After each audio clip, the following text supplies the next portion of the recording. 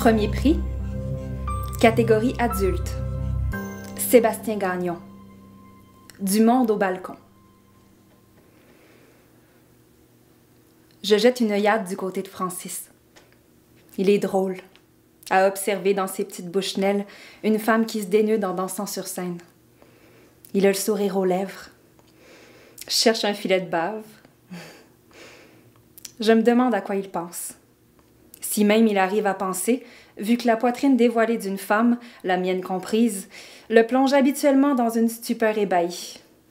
En temps normal, les jumelles nous servent à espionner des oiseaux dans la cour. Des geais bleus et des pics-bois qui viennent manger du beurre de pinot, insérés dans un rondin percé de trous et suspendus à un arbre qui se meurt. Les branches sèches du haut servent de vigie à un colibri pirate durant les beaux mois. Il se peut que Francis se serve parfois des binoculaires pour épier quelques voisines, mais j'en doute. Mon déshabillage du soir avant le sommeil semble combler ses besoins de voyeurisme depuis les 11 dernières années. Je la vois dans ses yeux, cette flamme qui ne fléchit pas et qui retarde ma décision depuis près de 3 ans. Ce contentement de m'avoir près de lui à alimenter un feu qui ne me réchauffe plus les extrémités. Qui donc pourra encore me regarder de cette manière? Je ne suis plus toute jeune, mais ce n'est pas suffisant. Son amour me touche, mais ne rebondit plus. Il me traverse la peau et se fracasse sur mon plexus solaire, et l'écho meurt en moi, ne revient plus vers Francis. Il doit être sourd pour ne pas s'en rendre compte. Je vérifie pour la forme. « Il y a du monde au balcon, hein? » Je lui murmure. Son sourire assure que la chose lui importe peu, puisque les seins imposants de la Salomé ne sont pas les miens. Ça me brise le cœur. Il ne s'en rend pas compte et me tend les jumelles. « Tu veux regarder? »« Garde-toi, voyons, profite du spectacle. Je vais enfin pouvoir dire au gars que je suis allée aux danseuses. » Et il se replace les yeux en face des trous, tout content. Mon Dieu, quand il en aimera une autre, cette femme ne croira pas sa chance. Si j'avais pris les jumelles, elle se serait embuée à cause de mes yeux humides.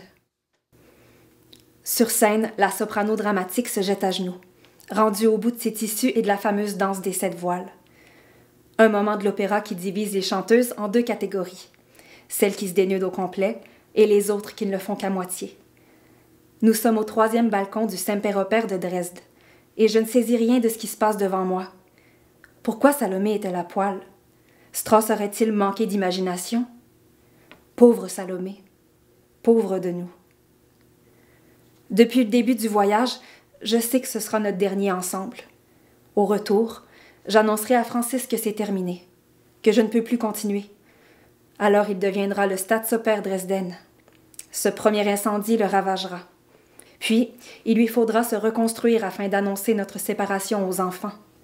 Cette fois, ce sera les bombardements. 300 000 questions suivies de 350 000 larmes qui finiront de le démolir, comme les 650 000 bombes qui ont dévasté le Semper et le reste de la ville en 1945.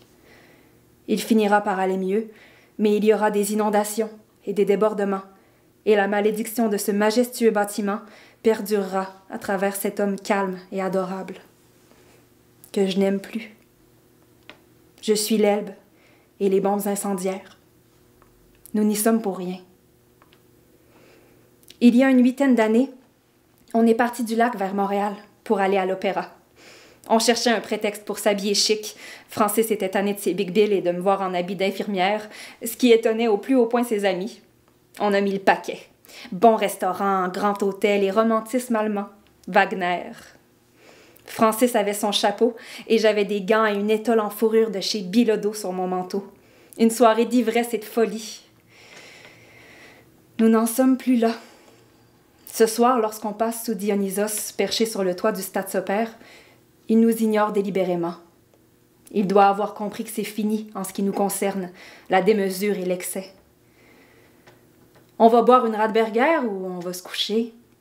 Demande Francis avec la réponse inscrite dans le vicieux de ses yeux. Il a envie de faire l'amour. Moi aussi, mais ce sera la dernière fois. Il me dira qu'il m'aime en s'endormant, et je lui ferai mes adieux en silence et en restant éveillée.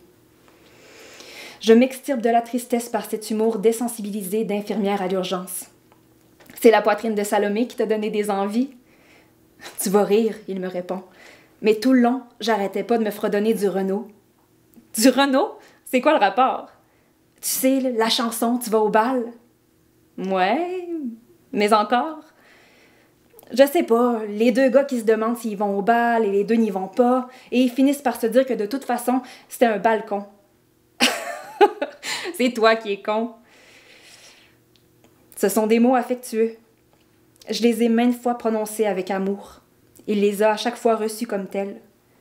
Ce soir, il m'aide à finir cette romance usée comme des plaquettes de frein, sans tomber à genoux telle une soprano dramatique, en larmes et au bout de sa tessiture.